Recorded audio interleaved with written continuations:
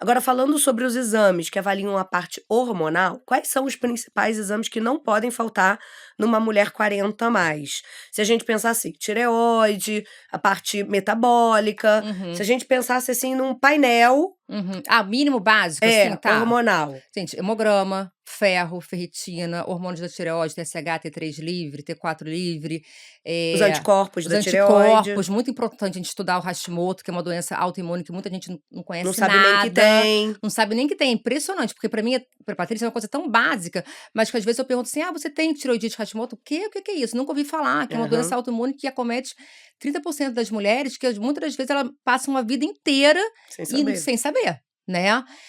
A parte dos hormônios sexuais, obviamente, né, testosterona, estradiol, Dihidrotestosterona. dihidrotestosterona, todos esses hormônios, assim, são super importantes. Cortisol, né, Uhum. vale lembrar que o melhor exame para cortisol não é o cortisol sanguíneo, é o cortisol Salivar. salivar. Uhum. Então, assim, isso é o mínimo, trivial, homocisteína para ver marcador inflamatório, Insulina, insulina, glicose, glicose. hemo eh, Hemoglobina hemoglobina glicada, porque às vezes aquele glicada. paciente também faz aquele exame ali, faz aquele jejum lindo na véspera, dá uma glicose linda, você pega a glicada que é o quê? A sua glicemia dos últimos 90 dias, então o paciente não consegue mentir pra gente, não é É. verdade? Então só aí já tem uns 20 exames.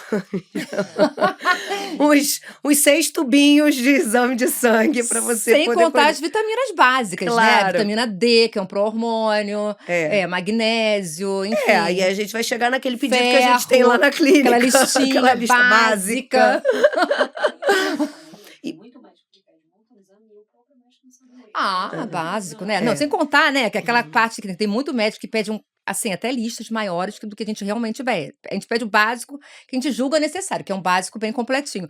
Mas às vezes tem paciente que pede exame, esse médico que pede exame que nem ele sabe o que não sabe nem por que tá pedindo. Pediu porque ouviu dizer que era pra pedir, aí eu falo: "Mas por que que pediu isso?" "Ah, não Ou sei". então a interpretação do exame também é muito rigorosa em torno dos valores de referência. Super importante isso, Dá mega um exemplo, importante. por exemplo, da tireoide, que é o que a gente talvez mais vê, Com esse certeza. afastamento dos valores de referência já com sintomas clássicos de Uhum, enfraquecimento de unha, extremidades mais frias, metabolismo mais lento, uhum, depressão, cabelo mais fino, que são sintomas de hipotireoidismo, mas uhum. às vezes aquela mulher ela tá numa zona ali intermediária no valor de referência, Que né. muitas das vezes o clínico ele vai falar: "É um hipotireoidismo subclínico". Eu falaria assim, mas é óbvio, a gente pega um TSH da paciente ali acima de 2,5, a mulher lá tá com extremidade fria, vive cansada, aí pega um T3 livre que tá ali abaixo de 3 e a paciente não entende por quê: "Ah, mas tá no valor do padrão do laboratório". Gente, a gente não padrão de laboratório é uma simples referência.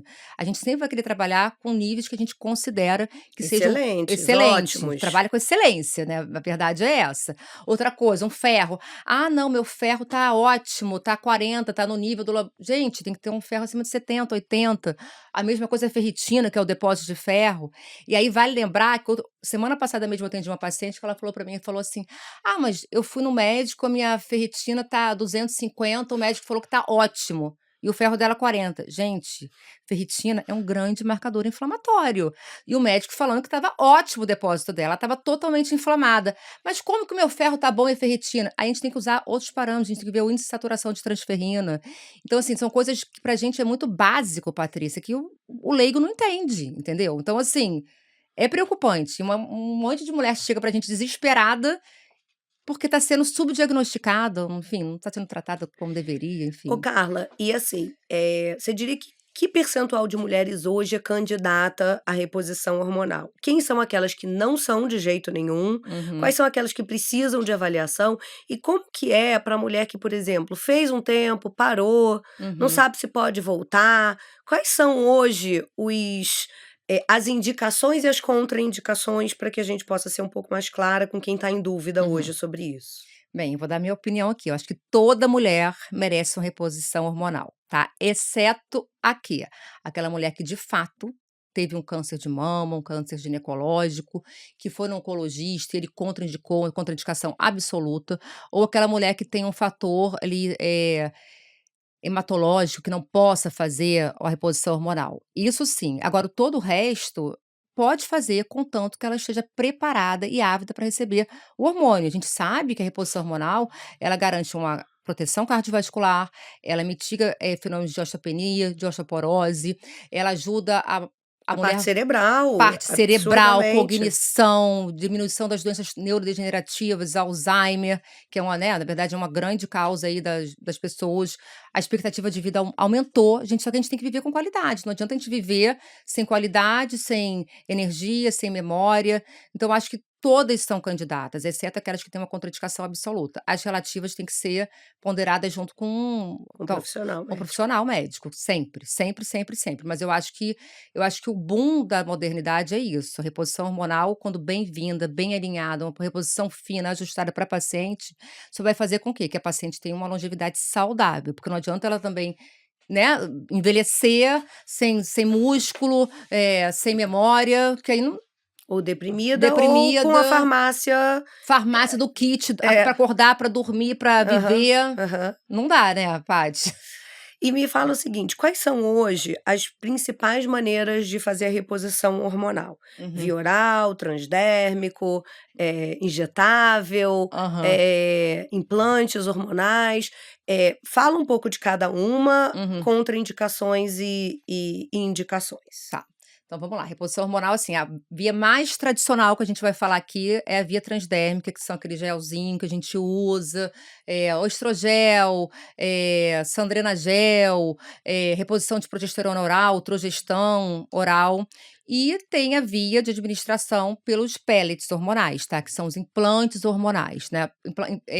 Via intramuscular para mulher eu não faço, não considero boa, muito menos reposição hormonal por via oral, que para mim isso já passou, isso é coisa do passado, mas infelizmente a gente tem uma grande quantidade de pacientes que chegam pra gente, fazendo reposição hormonal por via oral, que para mim isso, Dá exemplos tipo de Nativa, Pro, essas coisas que tem metabolização hepática, tem assim, não tem por que fazer, Patrícia, e para mim aumenta risco de uma aumenta de série de risco de várias doenças. doenças Uhum. sistêmicas, tudo. Então assim, eu acho que tem a via transdérmica, tem a via oral. Oral, na verdade, então, É só a só progesterona. progesterona, no Uhum. caso, só progesterona.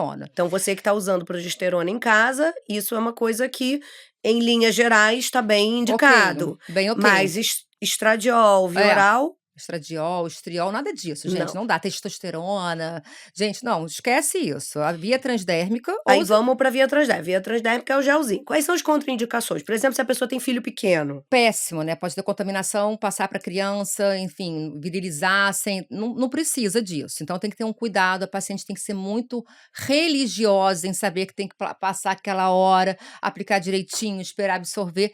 E a grande verdade é que a mulher atual, a mulher Tá moderna, correndo. tá correndo, ela esquece, ela vai passar um dia, não vai passar 2, e aí você ela não melhora, ela não melhora. Eu não vou dizer que são todas que precisam, fazer outra via, mas a grande maioria que tá correndo, não consegue dar conta, entendeu? E existe um limite de absorção e de aproveitamento daquele hormônio pela pele, Sim, né? que é muito individual, né, Uhum. Patrícia. Tem aquela paciente que não absorve tão bem, E que tem ela a questão da transpira. manipulação também, Que exatamente, a né? farmácia magistral é uma farmácia magistral, até Uhum. as indústrias, então assim, é complicado, a gente não consegue ter uma certeza de entrega para aquela paciente. Então, o que que quer dizer? Se você, por exemplo, está usando um gel transdérmico desse, fazendo reposição hormonal, esquecendo 2, 3 dias na semana, você não está fazendo uma reposição hormonal adequada. Porque o tempo de vida desse hormônio ativo no teu corpo é muito pequena. Então, se você no próximo dia já esquece, do outro dia você já esquece, já não tem mais Já aquilo.